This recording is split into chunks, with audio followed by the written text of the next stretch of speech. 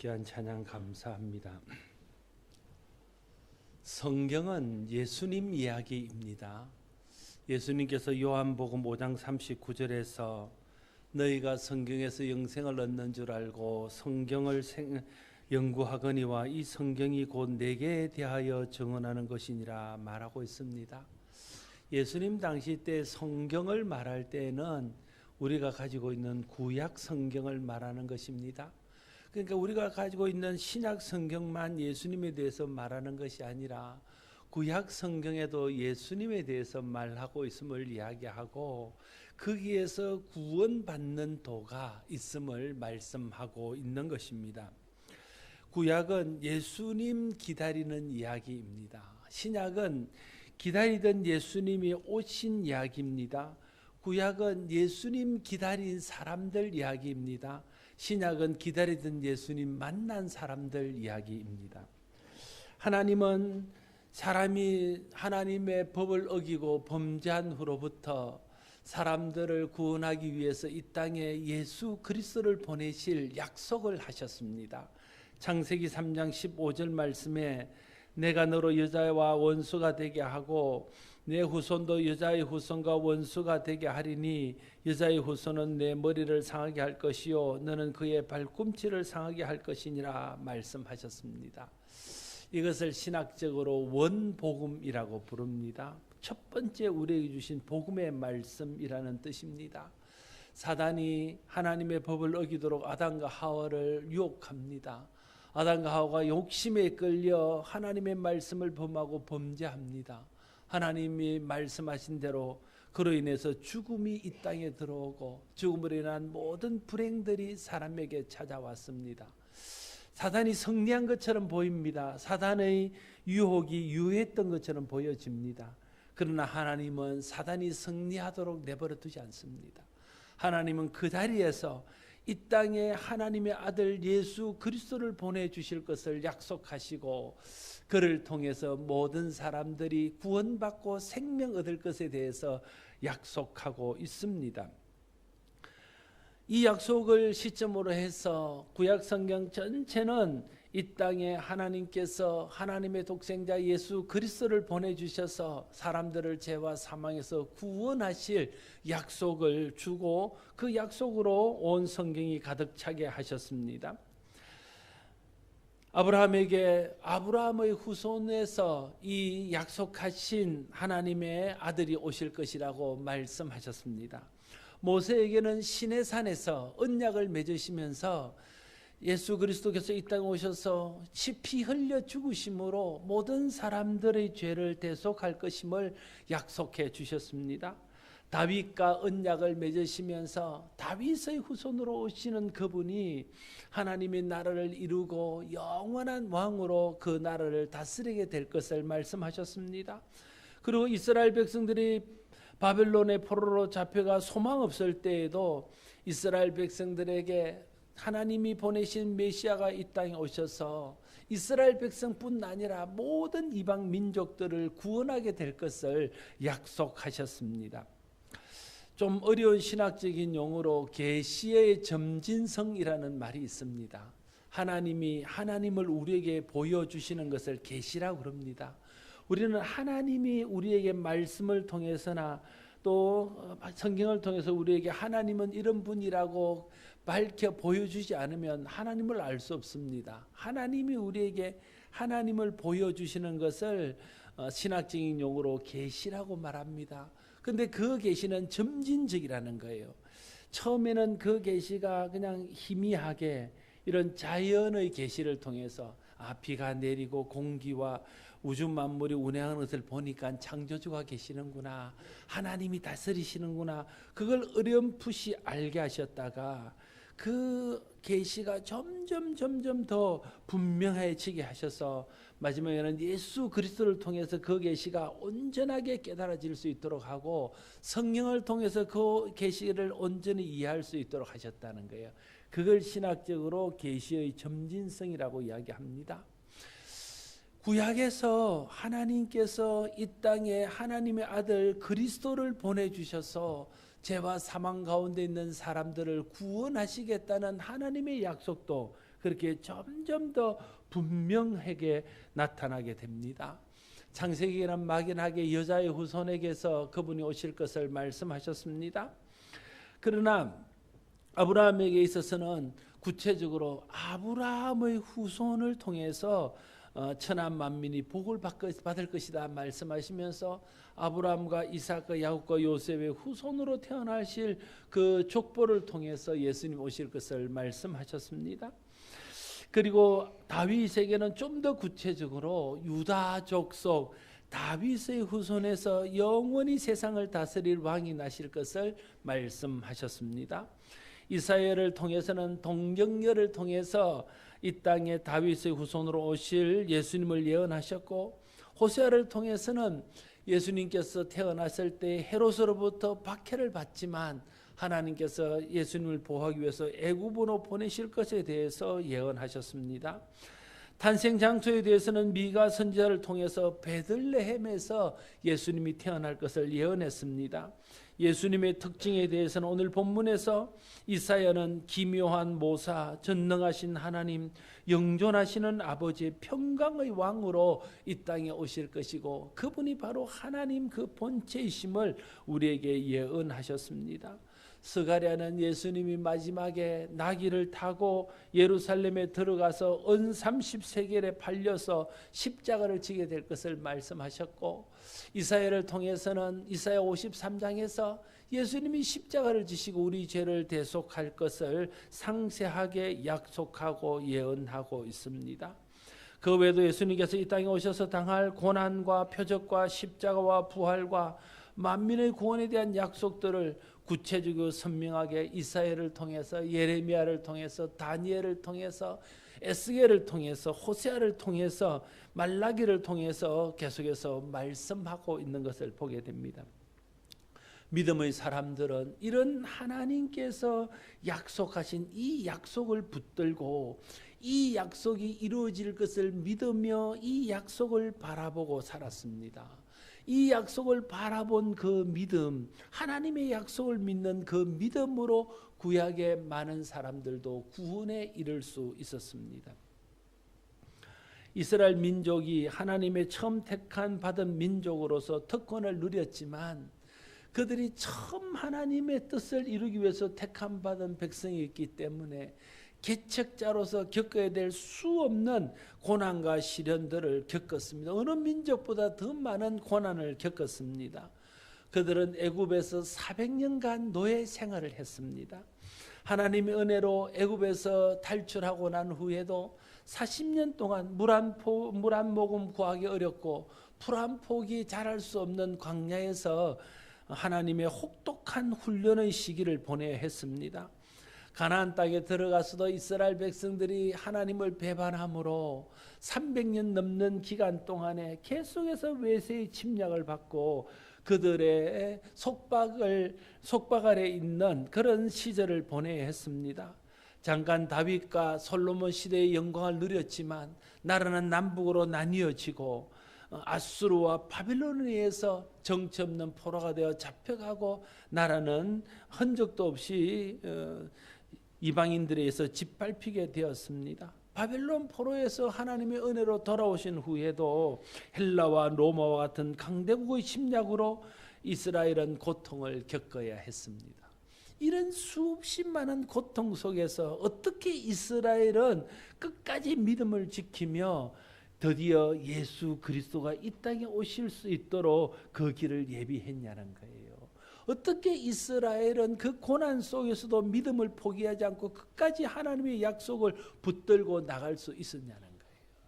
그것이 하나님께서 성경을 통해서, 구약을 통해서, 선지자들을 통해서, 하나님 사람을 통해서 지금은 너희가 고난 가운데 있지만, 지금은 너희가 어려운 가운데 있지만 내가 하나님의 구원자를 보내어서 너희를 구원하고 너희를 이 땅에서뿐 아니라 영원한 하나님의 나라에서 살 수 있도록 하겠다는 그 약속, 그 약속을 믿는 믿음으로 그들은 어려움을 이겨내고 그 약속을 믿는 믿음이 이스라엘을 고난 중에서 승리할 수 있도록 지탱시켜준 힘이 되었습니다. 오늘도 우리를 지탱시켜주는 힘은 무엇입니까? 우리가 이 세상 살면서 믿음을 지키기 어려운 많은 순간들을 경험합니다. 믿음대로 살면 손해보고 믿음대로 살면 불이익을 감내해야 될 많은 순간 앞에서 갈등하게 됩니다. 그런데 그런 순간 앞에서도 흔들리지 않고 믿음을 지키며 그런 순간 속에서도 넘어지지 않고 믿음으로 승리할 수 있는 것은 무엇입니까? 지금은 우리가 이 땅에서 이렇게 어려움을 살지만 주님께서 이 땅에 다시 오시고 하나님의 영원한 나라를 이루어 주실 때에 우리가 이 땅에서 당한 모든 것들을 보상하시고 하나님이 갚아주시고 하나님 상 주셔서 영원한 나라에서 하나님과 함께 누리게 될 영광을 생각하니까 그 영광 때문에 고난을 이겨내고 믿음을 지켜내고 유혹을 물리칠 수 있는 것 아닙니까? 그런 영광에 대한 소망이 없다면, 주님 다시 오실 것에 대한 믿음과 기대가 없다면 우리는 계속해서 세상에 무너질 수밖에 없고 세상의 유혹 앞에 무릎을 꿇을 수밖에 없다는 거예요. 이 땅의 것이 다인 것처럼 여겨지고 이 땅의 것이 모두인 것처럼 여겨진다면 어떻게 우리가 신앙을 지킬 수 있겠습니까? 그러나 주님이 구약의 약속대로 2000년 전에 이 땅에 오셨던 것처럼, 예수님이 약속하신 것처럼 예수님이 다시 오셔서 이 세상을 심판하고 믿는 자들을 하나님 나라에 드릴 것이라는 그 약속을 믿는 믿음, 그 다시 오실 예수님을 바라보는 그 믿음이 있어야 세상을 이기며 믿음을 지키며 믿음으로 승리할 수 있게 되어진다는 거예요. 구약을 살던 믿음의 사람들도 예수님 오셔서 그들을 구원하실 것에 대해서 메시아의 기대, 메시아의 약속을 믿는 믿음으로 승리했고, 신약을 살았던 그 우리의 믿음의 선조들, 그 바울을 비롯한 수많은 믿음의 선진들이 그 많은 고통, 사자굴에 던져지고 칼날 앞에서 목숨을 잃고 박해와 심한 고통 가운데 있으면서도 끝까지 믿음을 지킬 수 있었던 것은 다시 오실 예수님을 바라보고 예수님 다시 오실 때에 그 모든 고난에서 건져서 영원한 하나님 나라의 복을 주실 것이라는 믿음 때문에, 예수님 기다리고 예수님 바라보는 믿음 때문에, 예수님의 약속을 믿고 그 약속을 바라보는 믿음 때문에 어려움을 이겨낼 수 있었다는 거예요. 오늘도 우리가 믿음을 지키며 이 세상에서 유혹과 모든 신앙의 도전들을 이겨낼 수 있는 것은 그 예수님 다시 오실 것을 믿는 믿음 위에 든든히 있을 때 그 믿음, 그 약속을 믿는 믿음이 우리를 세상으로부터 지키며 세상에서 승리할 수 있도록 도와주실 것입니다. 메시아를 기다린 것이 구약 성경의 이스라엘 백성들의 믿음이었습니다. 메시아는 하나님께서 약속하셔서 이 땅에 보내주실 그리스도에 대해서 말하는 호칭입니다. 메시아는 구약 성경을 기록한 히브리어입니다. 그것을 신약 성경에 똑같은 의미로 번역한 것이 그리스도입니다. 그래서 예수님을 부를 때 메시아 예수 혹은 예수 그리스도, 그리스도 예수라고 부르는 것이 있죠. 이스라엘 백성들은 하나님께서 이 땅에 메시아 예수 그리스도를 보내주셔서 그들을 구원해 주실 것이라는 믿음을 가지고 살았습니다. 그들의 애굽에 종살이 할 때도 하나님께서 약속하신 그분이 오셔서 자기들을 그 고난에서 구해줄 것을 믿고 믿음으로 주님을 기다렸습니다. 바벨론 포로 생활을 할 때에도 하나님이 약속한 그 메시아가 오셔서 그들을 고난 가운데서 건지시고 구원해 주실 것에 대한 믿음을 가지고 그 메시아를 기다리며 믿음으로 살았습니다. 개인적으로도 믿음의 사람들은 고난과 박해가 어려움이 있을 때에도 메시아가 와서 자신을 구원해 주실 것에 대한 믿음과 그 믿음에 대한 약속을 붙들고 세상을 승리하며 살아갈 수 있었습니다. 히브리서 11장을 우리는 믿음의 장이라고 부릅니다. 거기에는 구약 성경에 나왔던 믿음의 대장부들, 믿음의 선조들, 믿음의 사람들을 우리에게 소개하고 있습니다. 거기에서 그들이 어떤 믿음을 가지고 어떻게 승리하며 살 수 있었는가를 소개하고 있는 거죠. 그 히브리서 11장은 이렇게 시작합니다. 히브리서 11장 1절 2절 믿음은 바라는 것들이 실상이요 보이지 않는 것들의 증거니 선진들이 이로써 증거를 얻었느니라 말하고 있습니다. 믿음의 사람들은 어려운 환경과 힘든 박해와 고난 가운데 있었지만 눈앞에 보이는 것을 가지고 살지 않았다는 거예요. 하나님의 약속을 믿는 그 믿음, 하나님께서 갚아주시고 하나님께서 보상하실 것이라고 하신 그 약속을 믿는 믿음을 붙들고 살았다는 거예요. 그 믿음을 증거 삼아서 주님 다시 오셔서 그들을 구원해 주실 것에 대한 그 믿음, 그 약속을 근거 삼아서 그 믿음으로 모든 어려움들을 이겨내고 승리할 수 있었다고 말하고 있는 것입니다. 아벨은 이 믿음으로 가인보다 나은 제사를 하나님께 드릴 수 있었습니다. 에녹은 이 믿음으로 세상과 타협하지 않고 하나님과 동행하는 삶을 살 수 있었습니다. 노아는 이 믿음으로 사람들의 조롱과 비웃음 속에서도 흔들리지 않고 하나님의 약속을 믿고 그 하나님의 말씀에 순종할 수 있었습니다.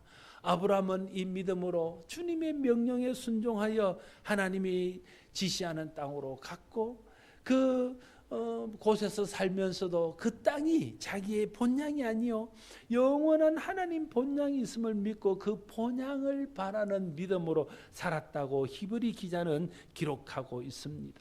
이삭과 야곱과 요셉도 그 땅에 살지만 그 땅이 자기들의 영원히 살 땅이 아니라 주님이 오셔서 구원하셔서 영원히 살 하나님의 나라 본향을 바라보며 살았다고 히브리서는 또한 증거하고 있습니다. 모세 또한 히브리서 11장 26절은 그리스도를 위하여 받는 수모를 애굽의 모든 보화보다 더 큰 재물로 여겼다고 기록하고 있습니다. 모세도 그리스도를 통해서 하나님이 주실 상을 바라보면서 애굽의 왕자의 자리를 버릴 수 있었다고 말하고 있는 겁니다. 그 외에도 기드온, 바락, 삼손, 입다, 다윗, 사무엘과 선지자들이 다 이 믿음으로 살았다고 성경은 기록하고 있습니다. 이들은 하나님의 약속을 믿는 믿음, 메시아가 와서 자신을 구원하고 그들의 영혼을 천국으로 인도해 주실 것에 대한 메시아를 믿는 믿음, 하나님의 약속을 믿는 믿음으로 메시아를 기다리면서 조롱과 채찍과 결박과 옥에 갇히는 시련도 받았으며 돌로 치는 것과 톱으로 겨는 것과 시험과 칼과 죽임을 당하고 양과 염소의 가죽을 입고 유리하며 궁핍과 환난과 학대를 참아내고 이겨냈다고 히브리서는 말합니다. 그래서 이런 사람들은 세상이 감당하지 못했다고 히브리서 기자는 결론지어 말하고 있는 겁니다. 세상이 감당할 수 없는 사람, 세상이 함부로 할 수 없는 사람, 세상이 무너뜨릴 수 없는 사람은 어떤 사람입니까? 세상은 믿음의 사람을 함부로 하지 못합니다. 믿음의 사람을 무너뜨리지 못합니다. 어떤 믿음의 사람입니까?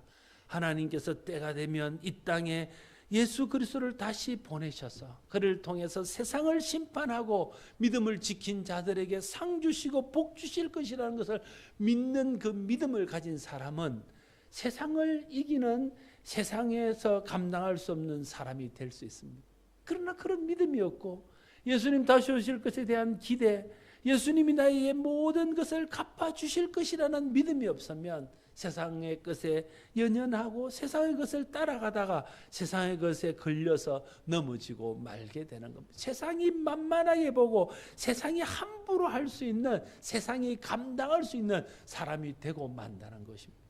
여러분은 세상이 감당할 사람입니까? 세상이 감당치 못할 사람입니까? 주님은 믿음의 사람들은 세상이 감당치 못할 사람이라고 말했습니다. 우리도 그런 세상이 함부로 할 수 없고 세상이 우리를 이길 수 없는, 세상이 감당할 수 없는 사람이 되어야 됩니다. 우리 힘으로 되는 것 아닙니다. 우리의 능력으로 되는 건 아닙니다. 주님의 약속을 믿고 예수님 다시 오실 것을 바라며 믿음으로 주님을 바라는 신앙으로 살게 될 때에 세상의 것에 마음 뺏기지 않고 세상의 것 때문에 흔들리지 않고 넘어지지 않고 세상이 감당할 수 없는 믿음으로 사는 사람이 될 수 있을 줄로 믿습니다. 저와 여러분이 주님 다시 오실 것을 바라보면서 기다리면서 믿음과 약속을 붙들고 살아서 세상이 감당할 수 없는 사람이 될 수 있기를 바랍니다. 성경적인 의미의 믿음은 무엇입니까? 성경이 말하는 믿음은 무엇입니까? 무엇을 믿는 것을 성경은 믿음이라고 말하고 있습니까? 성경이 말하는 믿음은 하나님의 약속을 믿는 것입니다.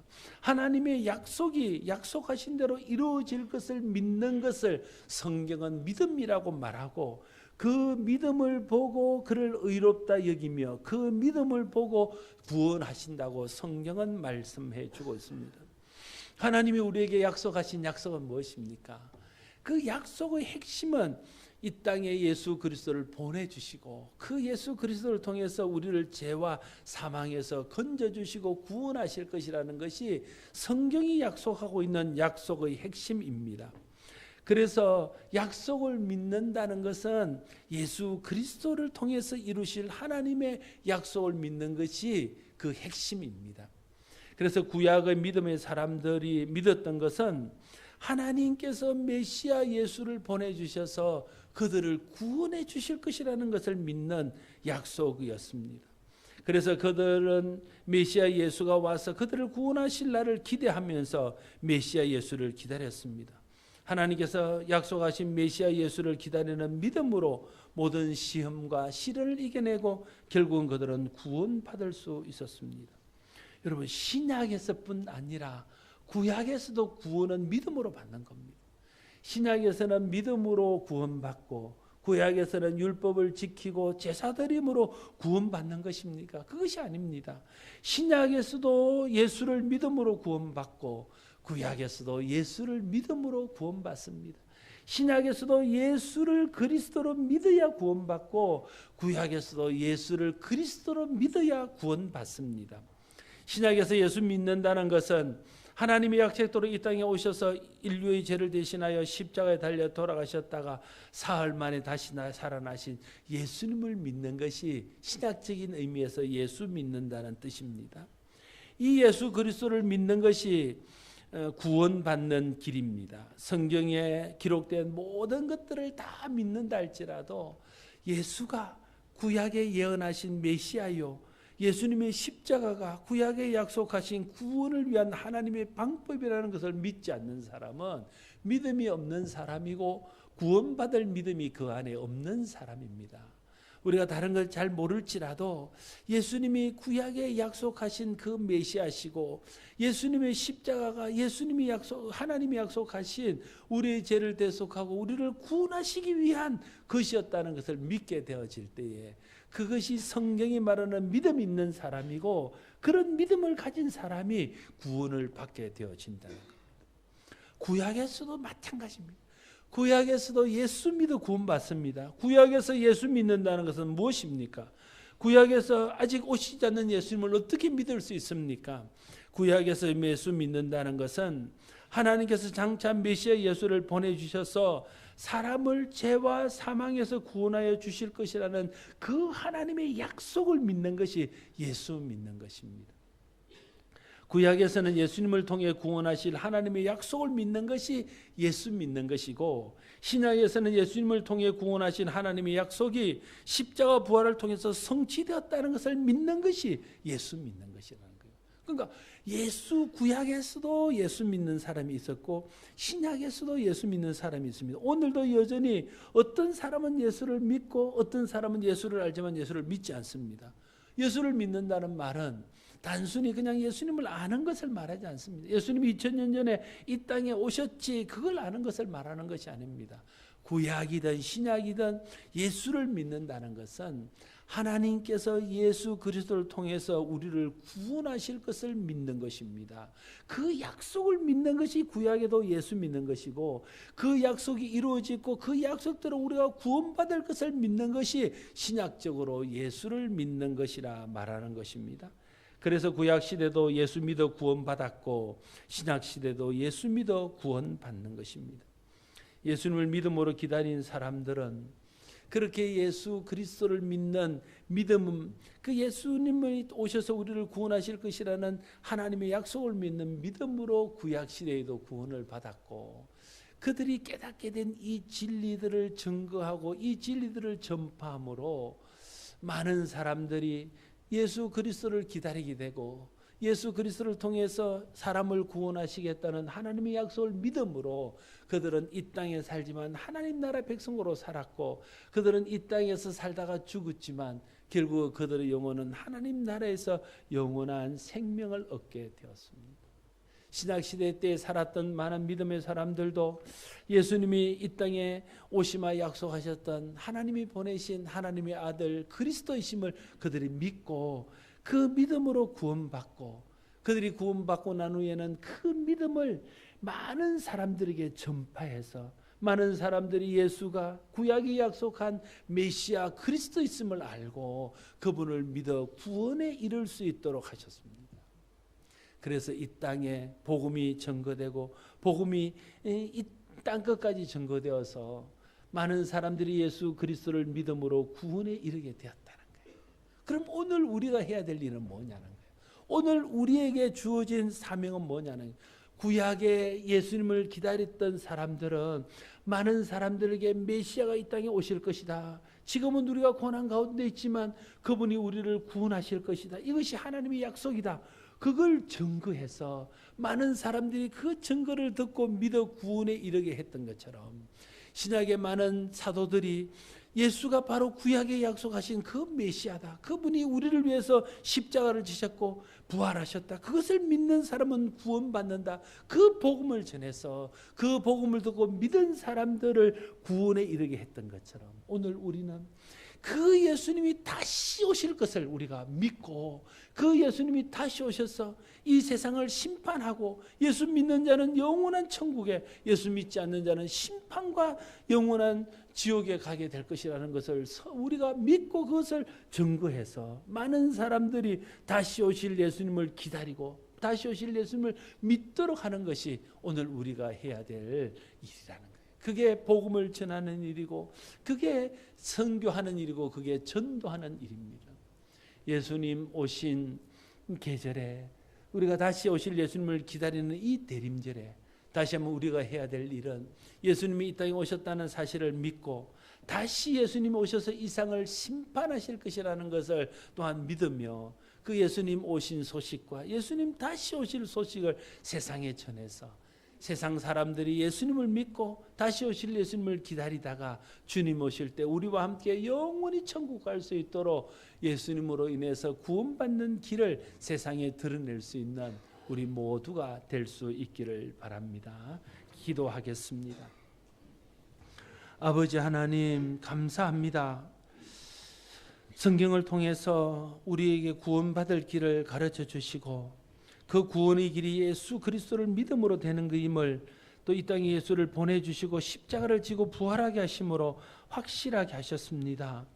그리고 다시 우리에게 약속하시기를 주님 다시 오셔서 선악간의 모든 사람을 심판하시고 믿는 자들을 영원한 천국에 들이시겠다 약속하셨습니다.